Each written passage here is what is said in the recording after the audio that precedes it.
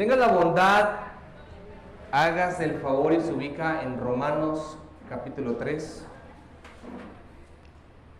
Carta del apóstol Pablo a los Romanos, capítulo 3, versículos 9 al 20. Vamos a estar en esta mañana concentrados en esta porción de la Escritura. Y permita al Señor, hermanos, que podamos de manera efectiva comunicar lo que el Señor quiere decir a través de este siervo a toda la iglesia en general. Romanos capítulo 3, versículos 9 en adelante. Autopsia de un corazón rebelde. Autopsia de un corazón rebelde. ¿Alguien sabe qué es la autopsia? ¿Alguien sabe a quién se le practica una autopsia? Uy, a un muerto. ¿Cuál es el propósito de la autopsia?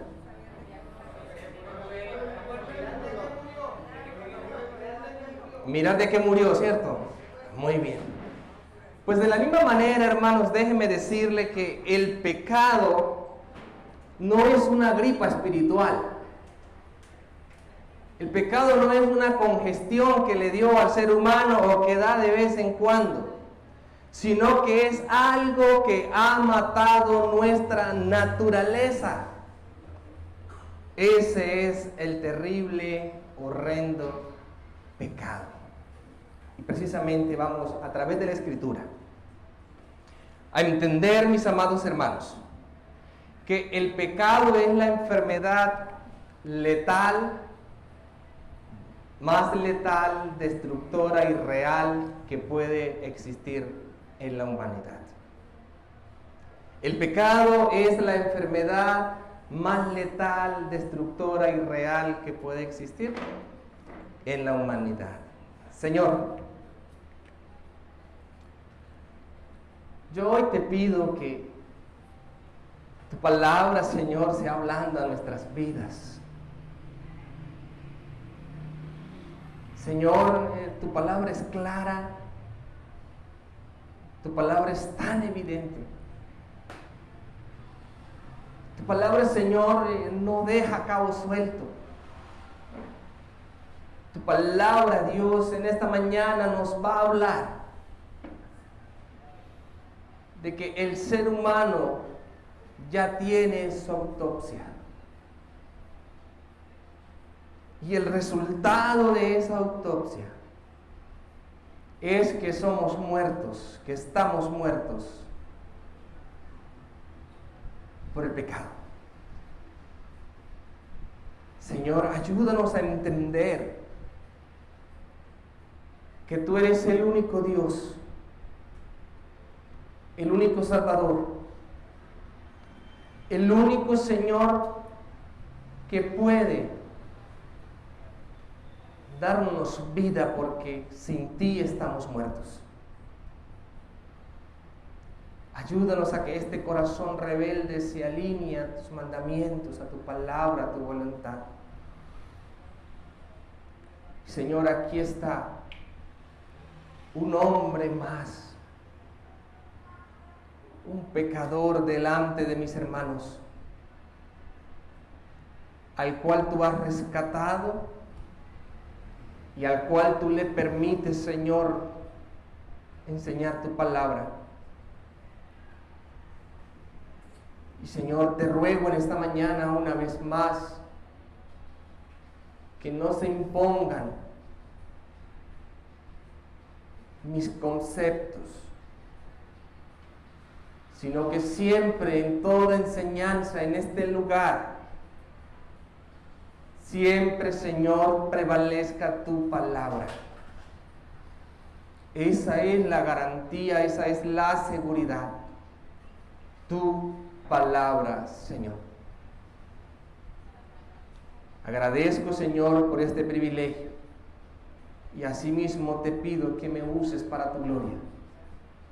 Y que hoy, Señor, podamos salir de este lugar edificados y al mismo tiempo entendiendo esta gran realidad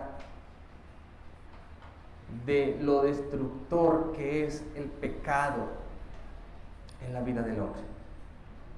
Te lo pido, Señor, en Cristo Jesús. Amén y amén. Hermanos, el mundo se mueve por arenas movedizas.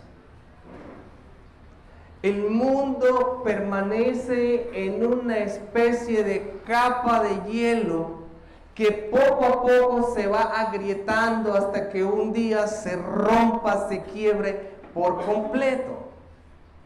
Esas arenas movedizas, esa capa de hielo, hermanos, se llama pecado. Y el pecado tiene un alcance catastrófico en el hombre. Y las consecuencias son devastadoras.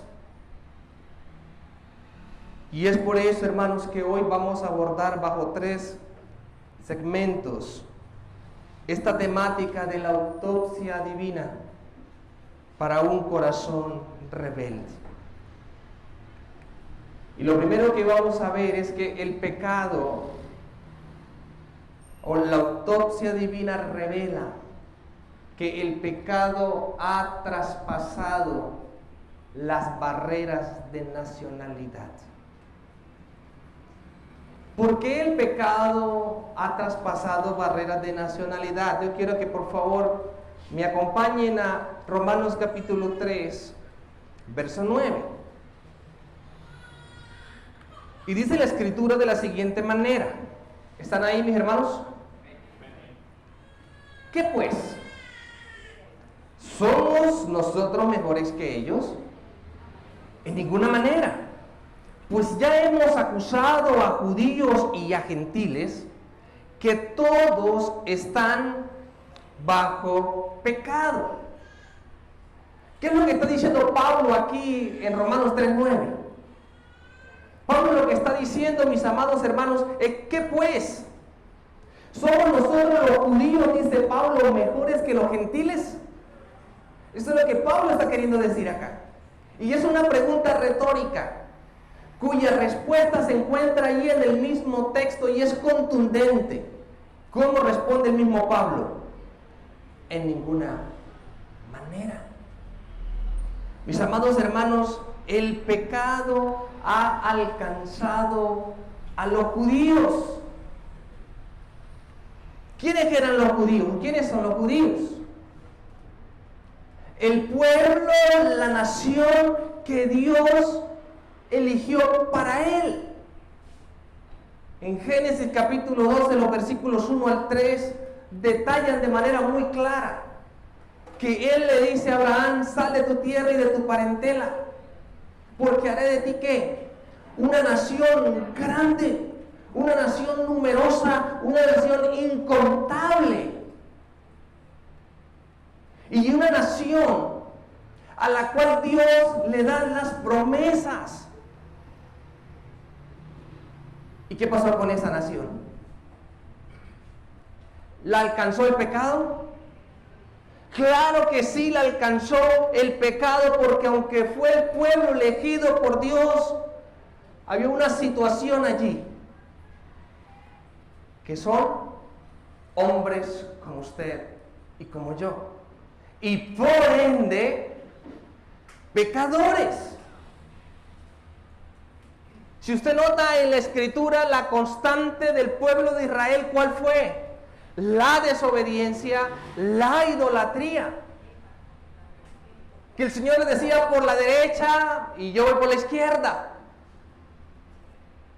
Hermanos, el pecado no tuvo que ver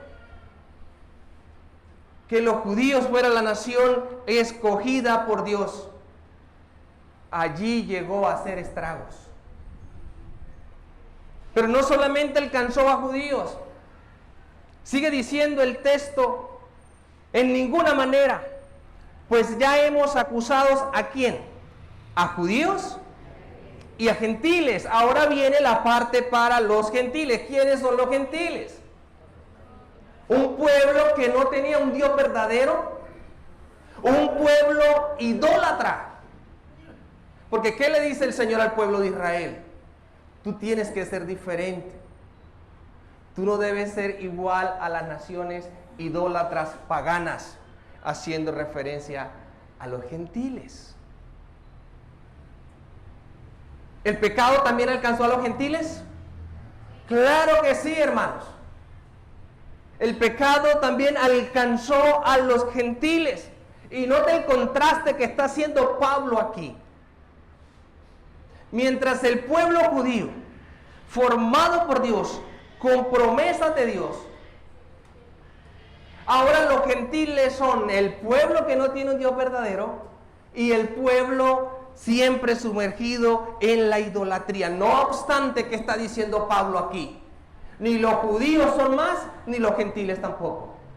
Todos, a la conclusión que llega Pablo es que todos están bajo ¿qué? Todos están bajo pecado. Y esta es la conclusión a la que llega el apóstol Pablo. Que todo el hombre, a todo hombre, el pecado los ha dejado bajo acusación. Aquí el Señor está acusando. Dice el versículo 9, la parte final, que todos, absolutamente todos, están ¿qué? Bajo pecado. Y atención a ese verbo de estar. Ese verbo, hermanos, da la idea de que es algo constante. No que hoy soy pecador, pero ya mañana no. Hace un mes fui pecador, ya hoy no soy pecador. Es una constante lo que está diciendo el Señor aquí relacionado con el hombre y el pecado. Somos, hermanos, pecadores. Todos los hombres somos pecadores. Y nos mantenemos bajo pecado. El mismo Salomón lo dice en 1 de Reyes, capítulo 8, versículo 46. Y cito, porque no hay hombre que no peque. Y yo pregunto aquí, levante la mano de los que estamos aquí, que pueda decir, yo nunca he pecado, yo no peco. Levante la mano. Gloria a Dios por eso. Todos, hermanos, somos pecadores. Y lo que Pablo está diciendo aquí es una situación grave, hermanos. Es una situación extremadamente grave porque no solo somos esclavos del pecado, no solo somos culpables de pecado. Está diciendo que estamos bajo el poder, bajo la influencia del pecado. Gálatas 3:22 dice que estamos encerrados bajo pecado, hermanos. Esto quiere decir, amada iglesia, que no hay manera de salir del pecado con esfuerzo humano. No hay manera. Todos, hermanos, estamos bajo pecado. El hombre fue creado bueno. ¿Están de acuerdo conmigo en eso? El hombre fue creado bueno, pero dejó la esfera para pasar a la condición de malo. Y yo por eso quiero decirte en esta mañana, hermano, no importa dónde vayas, nunca vas a huir del pecado. No creas que yéndote para Estados Unidos allá no vas a pecar. No creas que yéndote para el Polo Norte allá vas a dejar de pecar. Porque a donde quiera que usted y yo estemos, allá nos va a perseguir el pecado. ¿Por qué? Porque el pecado está ¿dónde? En nosotros por la naturaleza pecaminosa. Así que yo aprovecho hoy para decir, no le echemos toda la culpa al diablo. Porque siempre que pecamos, tenías que ser tú, Satanás. La culpa es de Satanás. Pastor, yo pequé, pero es que Satanás me sedujo. No pude contrarrestar, no pude contener a Satanás. ¿Qué iremos a decir cuando en los últimos tiempos Satanás sea atado? No obstante, el pecado seguirá reinando. Hermanos, recordemos lo que Pablo le dijo a Timoteo, cuídate de quién. de ti mismo, porque es que el pecado está en usted y el pecado está en mí. No es culpa del ambiente, hermanos. Es el mismo hombre el que ha creado el ambiente pecaminoso. El ambiente pecaminoso en el que usted y yo nos movemos es resultado de la misma condición de suya y la mía como hombres. Mis amados hermanos, la autopsia que hace el Señor aquí a través de Pablo tiene un veredicto. Y ese veredicto que aparece es culpables. Culpables de pecado. Somos pecadores y por ende somos culpables.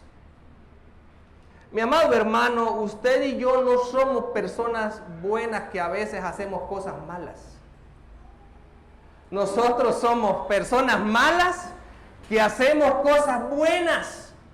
Y eso solo por gracia de Dios, porque si fuera por usted o si fuera por mí, no hiciéramos nada bueno.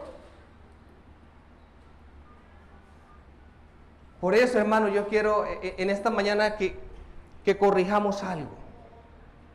Uno muchas veces escucha, especialmente cuando alguien se muere, ay, tan bueno que era. ¿Sí lo han escuchado? Bueno, ¿se han ido a sepelio? Sí. Ay, tan bueno que era. Mentira, no era bueno. Solamente que tenía actitudes buenas, mas no que su naturaleza sea una persona buena. Esto lo está diciendo el Señor aquí en su palabra, hermano. Somos malos, somos pecadores. Y yo no pretendo en esta mañana herir susceptibilidades aquí o dañarles el almuerzo. Mi deber, a lo que el Señor me ha llamado, es a predicar su palabra de manera fiel. Yo no puedo pararme en este púlpito y decir, sí, tú eres pecador, pero tranquilo, tú eres un hombre bueno. No pasa nada. No, yo tengo que hablar lo que dice la palabra. Y la palabra está diciendo que todo hombre está bajo pecado, hermano. Sal de esa burbuja queriendo tú ser mejor que el pecador más vil que está afuera. Somos iguales. Lo único que hace la diferencia es que usted y yo tenemos al Señor en nuestras vidas. Es lo único, hermano. Así que deja de salir de la iglesia inflando el pecho y diciendo, no, es que yo soy un santo. Sí, eres santo, pero no por nosotros, no por ti. Santo por Dios, por la presencia del Espíritu Santo en nuestras vidas. Por eso debemos ser más humildes, hermanos, y más considerados en el sentido de creernos mejor que los que están afuera. Eliminemos, hermanos, de nuestras vidas ese sentimiento de superioridad. Mis amados hermanos, los estragos del pecado han dejado al ser humano bajo su control. Entonces, la autopsia, en primer lugar, revela que el pecado no respeta nacionalidades. Ha alcanzado a todos. Asimismo, en segundo lugar, la autopsia revela que el pecado ha sido testificado ¿en dónde, hermanos? En lo que usted y yo tenemos aquí. Aquí está el resultado de la autopsia. Y lo vamos a ver detalladamente. Y Dios permita que el tiempo nos dé, amados hermanos. Estamos frente a un acta de defunción. ¿De quién? Suya y mía. ¿Sabía que ya usted tiene un acta de defunción? ¿Y sabe dónde está? Romanos 3, del 9 al 20. Mis amados hermanos, versículo 10. ¿Cuál es la primera expresión que aparece en el versículo 10 de Romanos 3? Como está escrito. Y yo no quiero dejar pasar por alto este momento. Yo no quiero dejar pasar por alto la relevancia y la importancia que tiene la palabra de Dios, hermanos. Jesús en Mateo 4, cuando fue tentado por Satanás, ¿él a quién apela? A su palabra. Y Pablo aquí, hermanos, para hablar de la condición suya y mía como hombres, ¿A quién apela? A la palabra de Dios, a lo que ya había sido escrito antes. Y déjeme decirle, hermanos, que la palabra de Dios actúa de tres maneras al momento de acusar al pecador. La primera, lo hace como un fiscal, versículos 10 al 12. La segunda, lo hace como un médico de los versículos 13 al 15. Y la tercera, como un historiador de los versículos 16 al 18. ¿Qué nos enseña esto, hermanos? Que usted y yo debemos ser más reverentes con la palabra de Dios. Ahora, ¿cómo testifica el Señor a través de su autopsia que le hace al corazón del hombre? Expresando el carácter del hombre. ¿Usted no sabía cómo es su carácter? ¿No tiene ni idea cómo es su carácter? Vamos a verlo. Aquí vamos a ver cómo es el carácter nuestro, hermanos. Vamos a ver. Lo primero, hermanos, y yo quiero que por favor tome su Biblia un instante y vamos a hacer un pequeño ejercicio. Tome su Biblia, por favor. Y desde el versículo 10 hasta el versículo 12, hasta el versículo 18. Por favor, usted allá en silencio identifique cuántos adverbios negativos aparecen en esa parte de la Escritura. Coja la Biblia, por favor, y comienza a leer desde el versículo 11, del versículo 10, la parte B, hasta el versículo 18, y por favor, enumere cuántos adverbios negativos, es decir, no, cuántos no aparecen ahí y sus derivados en esa porción de la Escritura. Tenga la bondad de llegar a ese ejercicio.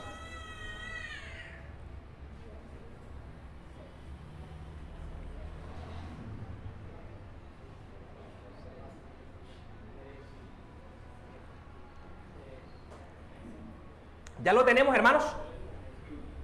¿Cuántos no encontramos en la Escritura? 15, dice el hermano César. ¿Cuántos, hermana Carolina? La hermana Carolina encontró 7. ¿Alguien encontró más? 8, 9. Pues déjenme decirle, hermanos, que aparecen en cierta manera 7 no negativos. 7 no. Y lo vamos a ver a detalle. Y aquí vamos a sacar el carácter, tanto el suyo como el mío. Así que si tiene lápiz, tome nota, por favor, para que no se le olvide cómo es nuestro carácter, según la autopsia del Señor. ¿Cuál es el primero? Ok. Vamos con el primero. Dice que no hay justo. ¿Usted en algún momento se ha considerado justo? ¿No ha escuchado usted personas que dicen, uy, ese vecino sí es justo? Y no es porque se llame justo, es porque según usted, de acuerdo a las acciones que hace, se declara justo. Pero la Escritura, lo primero que dice del carácter del hombre es que no hay justo. Y añade Pablo, ni aún uno. Mi querido hermano, usted y yo, el ser humano no es justo. Y de esto lo habló Job en el capítulo 9, versículo 2, cuando hace esta pregunta: ¿cómo se justificará el hombre con Dios? Y Salomón en Eclesiastés 7:20 dice: ciertamente no hay hombre justo en la tierra que haga el bien y que nunca peque. Repito, ciertamente no hay hombre justo en la tierra que haga el bien y que nunca peque. Ahora bien, no falta el que me diga: pastor, le tengo a alguien que sí fue justo. Adán. Sí, pastor, Adán fue justo porque antes de que pecara, Adán fue justo. Pues déjeme decirle que ni Adán fue justo. Y se lo voy a explicar de manera muy sencilla. Adán era inocente, sí, claro. por cuanto no conocía ni el bien ni el mal. Pero no es justo porque eligió el mal en vez de hacer el bien. Así que si usted tenía a Adán en esa alta estima, el hombre justo, el único justo de la tierra, el único justo del universo, déjeme decirle que no es así. Porque Adán fue injusto al escoger el mal antes que el bien. Querido hermano, no se desgaste buscando justos. No hay justos.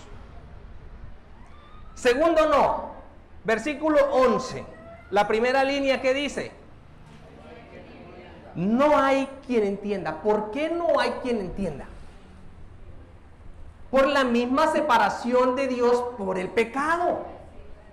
Por eso, mi estimado hermano, no hay quien entienda. Mira lo que dice el Salmo 14, versículo 2. Jehová miró desde los cielos sobre los hijos de los hombres para ver si había algún entendido que buscara a Dios. ¿Usted se imagina esa escena? El Señor mirando hacia la tierra, tratando de buscar a ver si había por lo menos un hombre justo. ¿Cuántos encontró el Señor? A nadie, hermano. Y aquí lo está declarando la autopsia: no hay quien entienda, no hay quien entienda al Señor, no hay quien entienda que estamos bajo pecado y que necesitamos la gracia de Dios sobre nuestras vidas.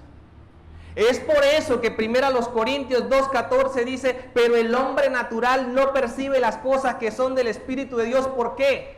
Porque para él son locura. ¿Y por qué son locura? Porque solamente podemos entender las cosas cuando el Espíritu Santo está en su vida y en la mía. De resto, hermanos, no podemos entender. Mire, usted puede ser el mejor científico, el mejor geólogo, el mejor astrólogo. Usted puede estar ya en la cúspide de todos los estudios, habidos y por haber. Si no tiene a Cristo en su corazón, no va a entender que estamos bajo pecado. Tercero, ahí en el versículo 11, la parte B que dice: no hay quien busque a Dios. Y el Salmo 14:2 lo vuelvo a traer a colación. La última parte dice: cuando él estaba mirando a ver si había alguien que le buscara, dice: no hay nadie, hermanos, que busque a Dios. ¿Por qué el hombre huye de Dios? ¿Por qué el hombre no busca a Dios? Porque, hermanos, Dios no tolera el pecado y el hombre es pecador. Y por ende, usted y yo, por méritos propios, jamás vamos a buscar a Dios. Si usted y yo hoy estamos aquí, no es porque usted haya buscado a Dios, no es porque yo haya buscado a Dios, es porque Él nos llamó para ser salvos. Pero no porque usted y yo nos levantamos y decidimos: no, yo hoy voy a buscar a Dios y listo. No, Señor, no hay nadie. Ningún hombre ha habido o habrá que busque al Señor. Así que yo vuelvo y los bajo de la nube.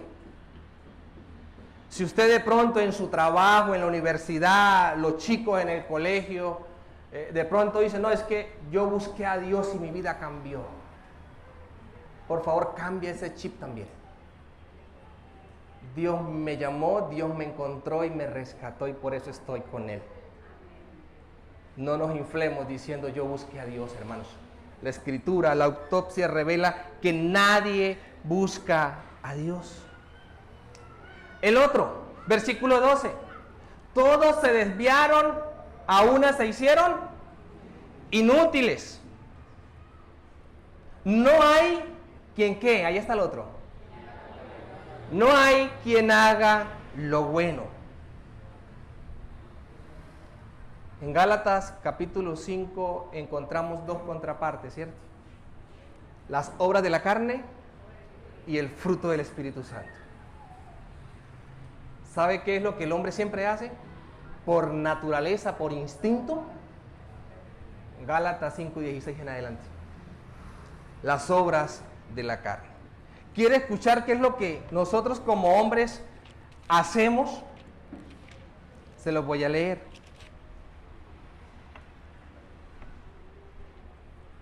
Y manifiestas son las obras de la carne, Gálatas 5:19 en adelante, que son adulterio, fornicación, inmundicia, lascivia, idolatría, hechicerías, enemistades, pleitos, celos, iras, contiendas, disensiones, herejías, envidias, homicidios, borracheras, orgías y cosas semejantes a esta. ¿Quién las hace?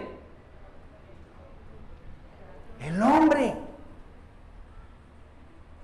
¿Y cómo entonces podemos llegar a hacer lo que dice Gálatas 5:22 al 23? Mas el fruto del Espíritu es amor, gozo, paz, paciencia, benignidad, bondad, fe, mansedumbre y templanza. Contra tales cosas no hay ley. ¿Cómo podemos hacerlo? Mis amados hermanos, a través del Espíritu Santo.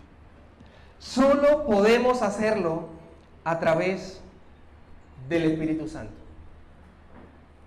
Y es por eso, hermano, repito, no hay personas buenas, solo personas con actitudes buenas, mas no que sean buenas en sí mismos. No hay, hermanos, quien haga lo bueno.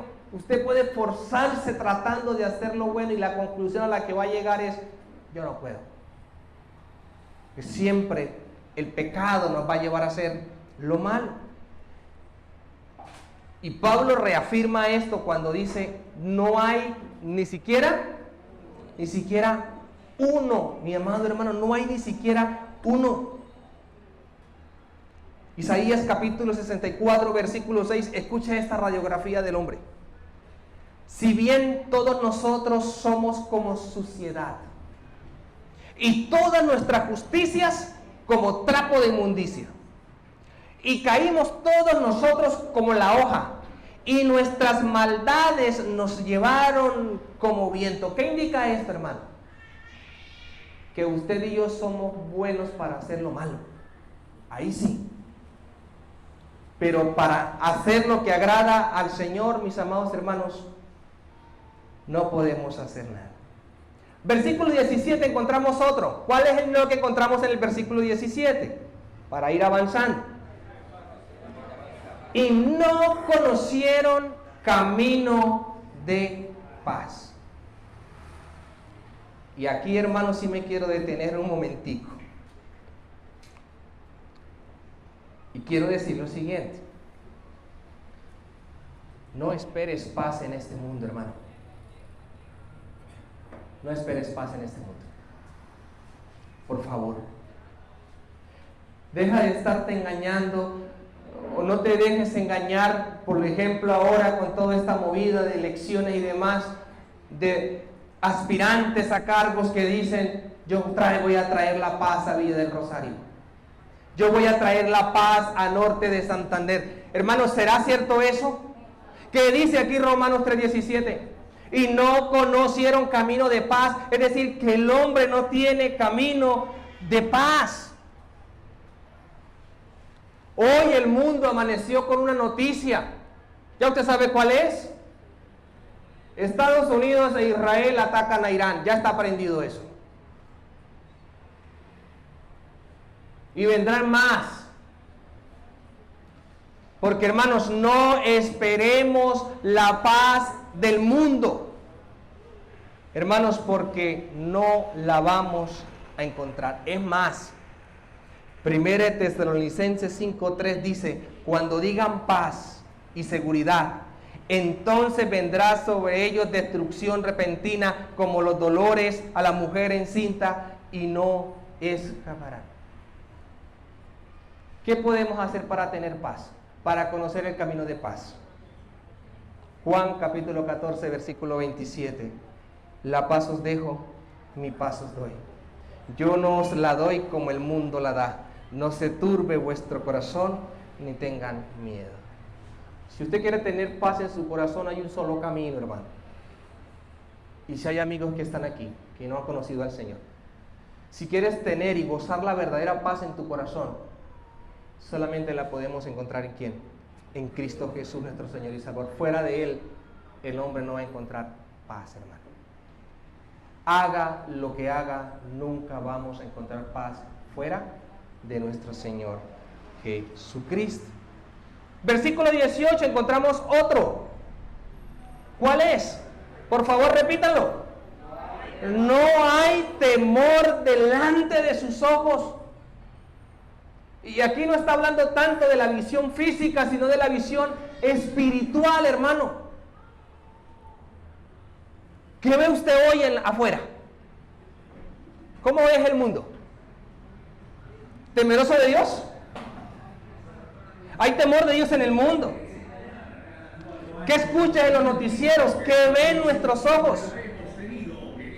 Es más, aún nosotros como creyentes muchas veces nos falta temor de Dios, hermano.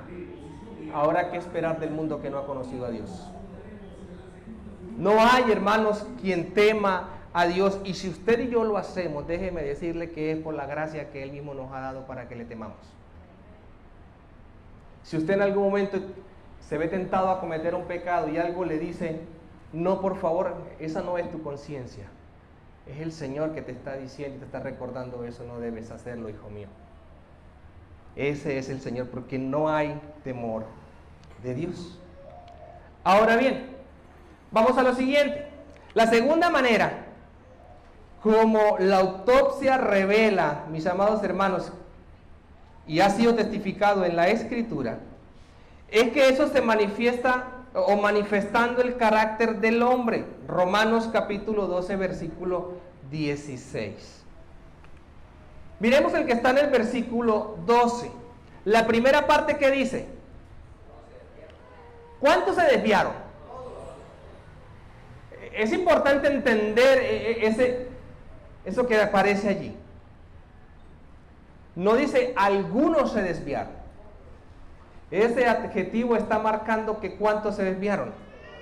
Hermanos, todos se desviaron y esto no es más que mera apostasía, mis amados hermanos. Todo camino del hombre va en contraposición de nuestro Dios. Todo.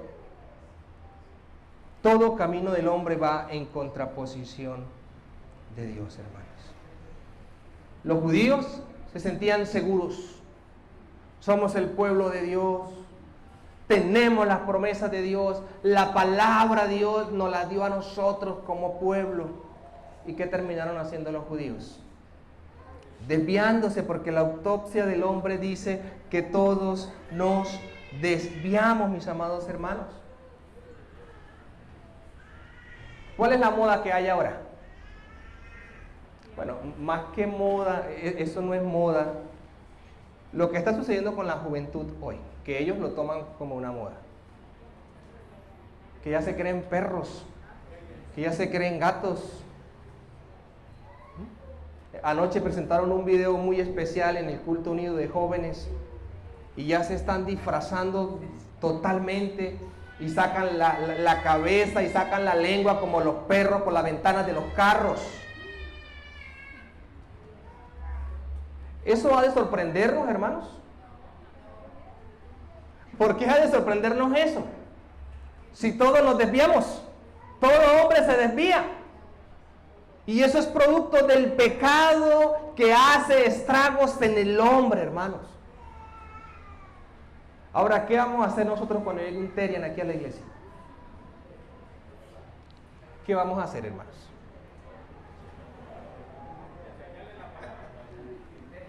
Quitarle esa apunte de palabra, hermano. Pero no con golpes de la palabra, ¿no?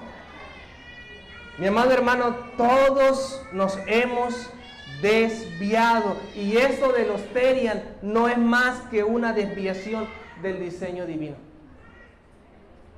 La homosexualidad no es más que una desviación del diseño divino.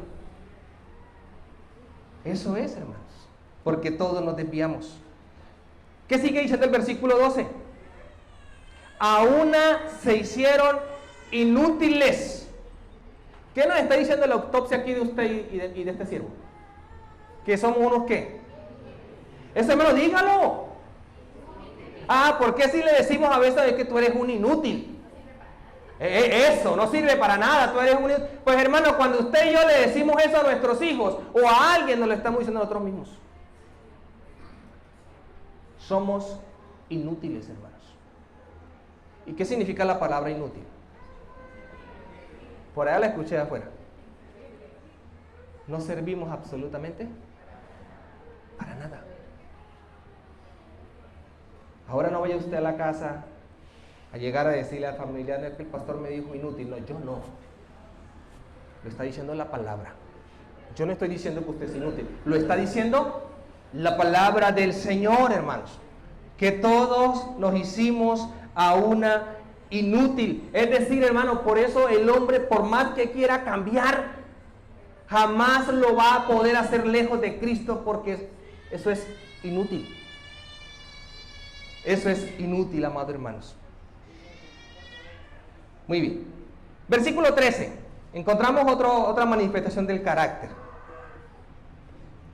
¿Qué dice el versículo 13? Sepulcro abierto es su garganta, pero quiero enfocarme en lo que viene. Con su lengua engaña. Hermanos, ¿qué hombre no gusta del engaño?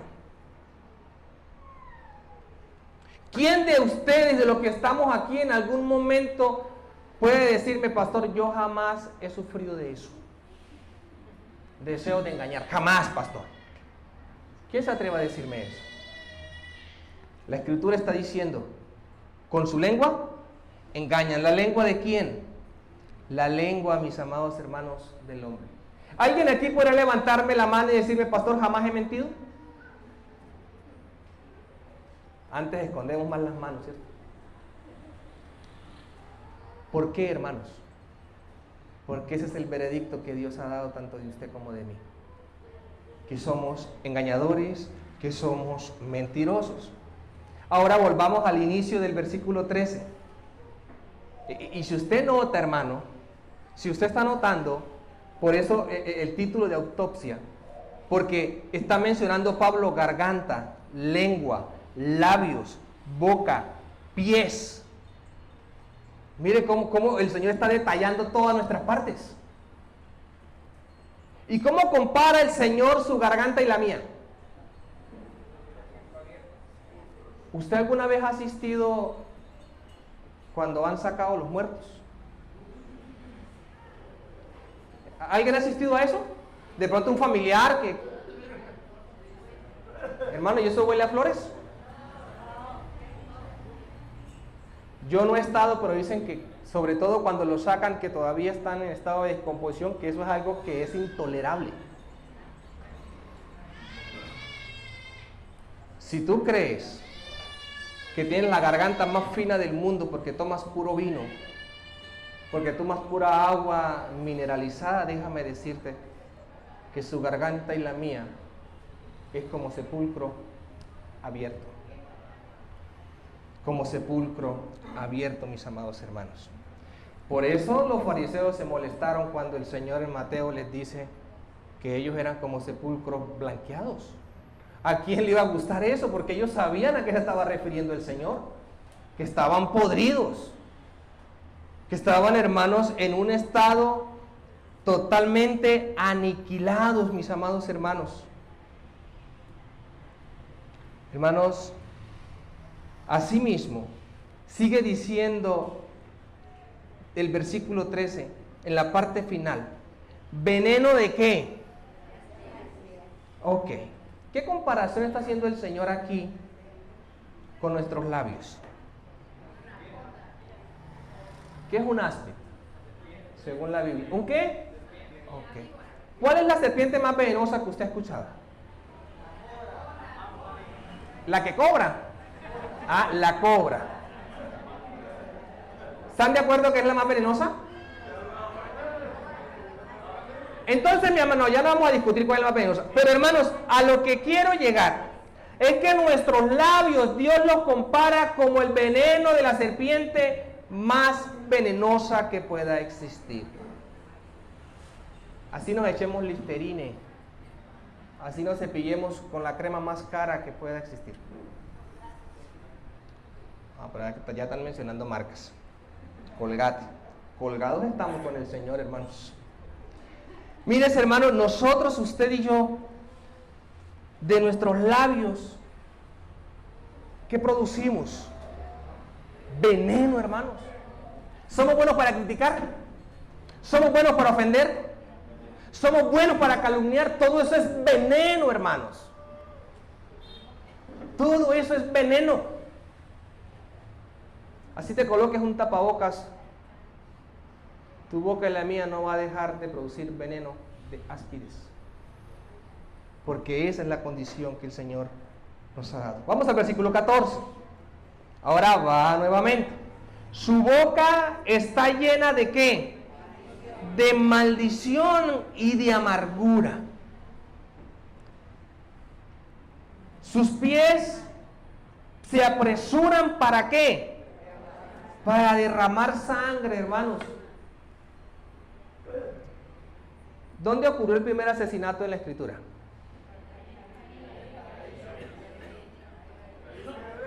Caín y Abel. ¿Quién era Abel para Caín? Su hermano. ¿Y en qué se convirtió Caín? En un homicida. ¿Adán le enseñó a que matara? Eva le dijo, no, mira esta película, mira esta serie de Netflix donde matan a cuchillo y todo eso. ¿Alguien le dijo eso? ¿Dónde estaba? Dentro de él mismo, dentro de su corazón, hermano. Mire, las guerras, los homicidios son inherentes al hombre. Son inherentes al hombre, hermano. ¿Sabe cómo deberíamos llamar a la humanidad? Una humanidad, así de forma genérica, una humanidad sanguinaria. Una humanidad, hermanos, sanguinaria. ¿Y no ha notado usted que ya el asesinato se ha vuelto como tan común en nuestras vidas? Mataron a uno, bueno. Hicieron masacre, bueno. ¿Y qué pasa? ¿Qué decimos aún los creyentes cuando pasan semanas y no se escuchan muertes? Hola, ¿qué estará pasando? ¿No han matado a nadie? ¿Será que se fueron los que hacen supuestamente limpieza? Hermanos, miren, nos hemos acostumbrado tanto que ya extrañamos cuando no suceden las cosas. Y eso es porque en nuestro corazón sentimos aún esa necesidad por nuestra naturaleza pecaminosa. Es más, ¿no le ha pasado a usted que enciende el noticiero y usted lanza la expresión, hoy no hay noticias buenas? ¿Cuáles son las noticias buenas para usted y para mí? Guerras, muertes, masacres, asesinatos, feminicidios, violaciones. Ahí sí nos quedamos con qué noticias tan buenas. Y llegamos los domingos a la iglesia. ¿Te viste la noticia de ayer? La de esta mañana, ¿cómo está sobre prendizo? Está bueno. ¿Por qué sucede eso, hermanos? Porque nos gusta eso de acuerdo a la naturaleza pecaminosa que está en usted y que está en mí. Dice, mis amados hermanos, el versículo 16, quebranto y desventura hay en cuántos caminos. En sus caminos, en todos los caminos, hermanos. ¿Qué dice el humanismo? El humanismo dice, no, esperemos a que la civilización llegue al nivel máximo y las cosas van a mejorar y las cosas van a cambiar. Hermanos, falso de contrafalso. Quebranto y desventura hay en todos los caminos. Y hoy, hermanos, usted y yo estamos ante una réplica de los tiempos antediluvianos. ¿Qué pasó cuando Noé por más de 120 años evangelizó? ¿Cuántos se convirtieron? A duras penas sus hijos y sus nueras. ¿Y el resto qué pasó? ¿Y cómo estaba en ese momento la tierra? Hermanos, mofada en el pecado, en la maldad, como está hoy, hermanos. Porque hay quebranto y desventura en todos los caminos del hombre, hermanos. Ahora bien, ¿cuál es entonces la conclusión de la autopsia que está haciendo el Señor aquí a través de Pablo, hermanos? Está diciendo que la garganta, la lengua, los labios, la boca, los pies y finalmente los ojos es una infección sistemática. El hombre ha muerto por espiritualmente hablando, por una infección sistemática, mis amados hermanos. Amados hermanos, cuidemos lo que hablamos, cuidemos lo que vemos, cuidemos hacia dónde vamos. Pidámosle siempre la dirección al Señor, porque si no lo hacemos, vamos a estar siempre buscando el mal. Porque es inherente en usted e inherente en mí. Como creyentes, hermanos, aunque nuestra naturaleza pecaminosa, dice la Escritura, que somos sepulcro abierto con nuestra garganta, yo quiero preguntar, ¿qué está reflejando? ¿Realmente es sepulcro abierto o está siendo fuente de vida para los demás? Porque ya tenemos a Cristo en nuestras vidas y Él es el que nos ayuda a cambiar esas cosas, hermanos. Que aunque se manifieste, el Espíritu Santo nos ayuda a contrarrestar esas manifestaciones. Y tercero, hermanos, ya para terminar, la autopsia divina revela que el pecado ha sido testificado por la ley de Dios. ¿De qué manera? La ley ha cumplido su propósito, hermanos. Versículo 19. Dice, pero sabemos que todo lo que dice la ley lo dice a los que están bajo la ley, para que toda boca se cierre y todo hombre quede bajo ¿qué? Bajo el juicio de Dios. Y el versículo 20, la parte A, que dice, ya que por las obras de la ley, ¿cuántos humanos serán justificados? ¿Cuántos, hermanos? Así que si tú estás creyendo que por hacer buenas obras, como las llaman, te vas a salvar y te vas a ser justificado delante de Dios, sal de ese engaño, mis amados hermanos. La ley ha cumplido su propósito. ¿Cuál es el propósito, hermanos? Dar a conocer el pecado y mostrar al mismo tiempo la incapacidad tuya y la mía para buscar al Señor. Ese es el propósito de la ley, mis amados hermanos. Pero al mismo tiempo, la ley ha dado su veredicto. La ley cumple su propósito, pero al mismo tiempo entrega un veredicto. Vamos a ver cuál es el veredicto, hermanos. Dice el versículo 20, la parte B, dice que ningún ser humano será justificado a no ser por Cristo. Ningún ser humano será justificado salvo por Cristo. Hermanos, la ley nos salva. Hay muchas personas engañadas creyendo que la ley salva y se esmeran y viven todo el tiempo en un estado de frustración creyendo que la ley salva, tratando de cumplirla para salvarse. La ley no salva. La ley revela nuestro pecado. La ley revela, hermanos, su condición y la mía, y al mismo tiempo revela la incapacidad para ser justificados delante de Dios. Y versículo 19, la parte B, dice, para que toda boca se cierre. La ley, mis amados hermanos, su veredicto es que toda boca debe cerrarse. Y eso le pasó a los judíos. Ellos se mofaban de poseer la ley, criticaban al que no cumplía la ley, decían que ellos eran los únicos que cumplían la ley. ¿Qué está diciendo el Señor aquí? ¿Y cómo terminaron los judíos? Con la boca cerrada, mis amados hermanos. Entendiendo, hermanos, de que por la ley nadie será justificado. Pero hay otra noticia. Hay una noticia, hermanos, que ante todo este panorama tan desolador del hombre, hay una noticia alentadora. Y es esta, la parte final del versículo 19. Y todo el mundo quede bajo el juicio de Dios. ¿Qué indica eso, hermanos? Que aún hay esperanza. Que aún hay esperanza en el juicio de Dios, que si tú te arrepientes, vas a poder ser justificado delante del Señor. Pero si no te arrepientes, la misma ley te va a señalar y te va a decir, tú eres culpable. Tú eres culpable, mi amado hermano. Romanos 5:1 dice, justificados pues por la fe, tenemos paz para con Dios por medio de nuestro Señor Jesucristo, mis amados hermanos. Y es por eso, mi amado hermano, que yo quiero terminar con una ilustración para que nos quede bien claro que usted y yo no somos mejores que los otros. ¿Aquí se vieron la película del Titanic? ¿Cuántos se vieron la película del Titanic? Ah, eso, muy bien.